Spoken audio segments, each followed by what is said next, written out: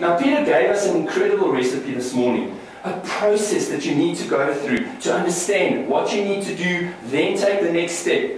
If I'm baking something, and I've half mixed the stuff, I've still got it in powder form, I haven't stuck the eggs or the milk in, and I stick it in the oven, what's the chances that I'm going to get what I wanted out of it? 0.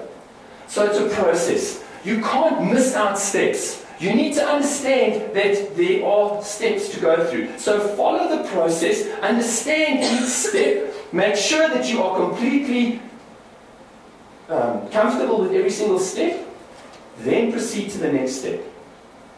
But there's one other thing. If I've got a recipe, which Peter gave us this morning, fantastic recipe, and I now start applying this recipe, am I going to be as successful as Peter the first time I do it? For example, I mean, if I know somebody can bake the best chocolate chip cookies and they've just won a competition, and I get their recipe and I bake it, can I bake as well as they could? Probably not. But the 15th or the 16th or the 20th time that I bake it, could I do it as well? Probably. And that's what you need to understand. Social media is about patience, it's about persistence, and it's about compounding. If you take somebody who's got 125, or you take somebody's diet and you take 125 calories out of their diet, you take another person and you add 125 calories into their diet. After 5 or 6 months, hardly any difference between the two. If you take a rounding error, their weights are pretty much the same.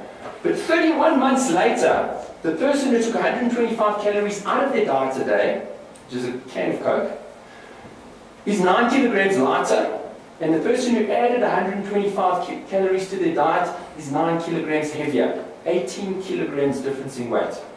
What am I saying? I'm saying it's about consistency. So compounding works even if you know about it or you don't know about it. So if you add 125 calories and you didn't know about it, but you're going to be 9 kilos heavier 31 months later.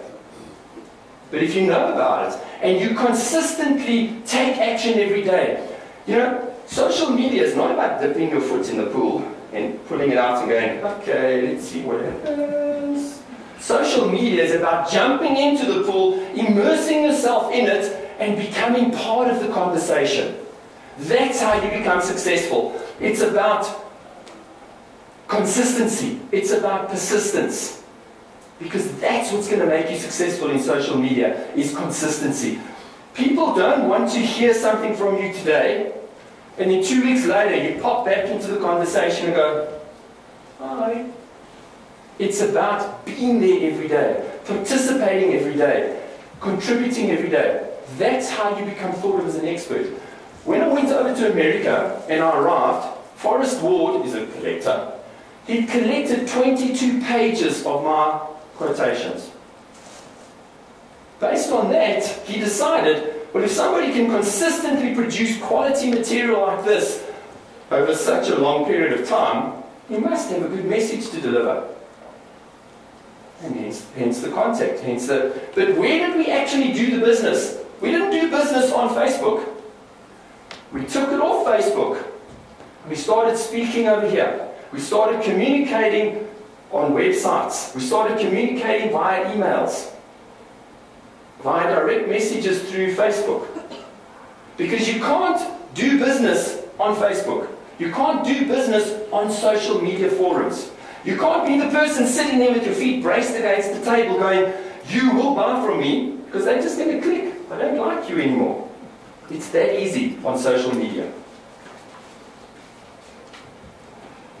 So what do I do with social media? And listen, this is my recipe. This is what works for me. Is it going to work for you? You know, a pair of shoes that fit me perfectly. If I had put them on you, you'd probably get blisters. The gentleman sitting next to you, they're probably going to fit perfectly. So what I'm saying is this is some invitations. I'm trying to offer you a couple of invitations, some ideas, some things that have worked for me. Because I'm no social media expert. Peter's the social media expert. I'm just the person that the Chamber's asked to come and talk today and give you some practical ideas of how I've managed to take social media, bring it into my business, and turn it into something successful. So what do? I basically have three major things that I use. I use Facebook, Twitter, and LinkedIn. Incredibly powerful forums to create content, to put content out there for people to become aware. Now bear this in mind. If your objective is purely to create awareness, then that strategy is great. Then I can spray my message out there and hope, and it does happen. Forrest Ward found me and invited me over to America, and I had a great trip, and as a result of that I got 3 more trips. 3 in total. So, does that work? Yes, as part of your strategy. But if that's your only strategy, that's naive. But part of your strategy, no problem. Communicate, have a message, understand what does my market want to hear. Give that to them freely, with no preconceived idea that if I give you 5 messages, I'm going to make money. Because one thing that social media is not is an ATM. It's not something that you walk to the wall. In fact, the other day was hilarious. A friend of ours, his daughter was saying, she wanted something. She said, well, I don't need money. And the little girl said, Mommy, just go to the wall and get the money out the wall. It's so easy, okay? Well, this is not a wall. This is not one of those walls that you go to and you pull money out of it. Hell no. This is a process of giving, sharing, becoming part of. Think about this. If you go to a networking event, and I stand at the networking, and this is something I want you to be careful of. I'm digressing, but it's very important. Do you go there with some debaucherous photographs that you took at a party that Saturday where you were slumped over the counter? Would anyone do that at a networking event? That's why I say beware. Because people are tagging you, putting photos onto your Facebook that you don't even know are there. So be careful if you have what you think is your social Facebook page that nobody's going to see. Hell no. Listen, I use it for research. In fact, last Friday, I had an appointment to go huge, the labour brokers, don't hate me for that, and they needed somebody to do a big speech. They've got 5 companies, but I digress. What they wanted was me to come in and sort of pitch for the business. So what did I do before I went? I went onto social media and I researched the MD. What was the first thing that came up? On his Facebook, there he is standing in Cape Town on his GS 1200. So what did I do?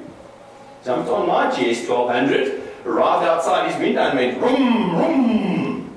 Got off, went inside. We never spoke business for 1 minute. We spoke GS 1200 for an hour, and as I was walking out the office, he said to his secretary, cancel the interview with Ivan, Andrew's doing the talk. So how powerful is that? How powerful is it to be able to go onto social media networks, LinkedIn, Facebook, Twitter, and find out that kind of information about people, so that when I go to networking events, I don't just arrive and go, hi, how are you? Hi, so I see you're an engineer. Hi, nice to meet you. Because I've researched you. Hi, I see you play tennis. Do you know what I was telling you about? You understand what I'm saying? You can use it to research, to find out information about people. You will be astounded at what you can find out. And that's why I'm saying, I'll go back. Be careful of those debaucherous pictures on your Facebook. Okay? Because you may be the guy coming to do business with me. I'm choosing you as an inspirational speaker. But there you are, passed out, okay? Do you think I'm going to hire you? Do you think the person that you're going to visit is not researching you? So it works both ways. Be very, very circumspect about what you put on your Facebook. Make sure, all your social media sites, make sure that what you're putting out there isn't private stuff, because nowadays there's no such thing as private and public. It's all public. Okay? So my question to you is, if you would do it at a networking event, do it on your social media site. If you wouldn't do it at a networking event, don't do it on your social media site. And watch out that if somebody, look, we all have lives, we all do things. if somebody does put one of those really bad photographs of you onto, check it out. Once a week, go and clean out all that stuff. Get rid of all those photographs that you've been taking. It's worth it.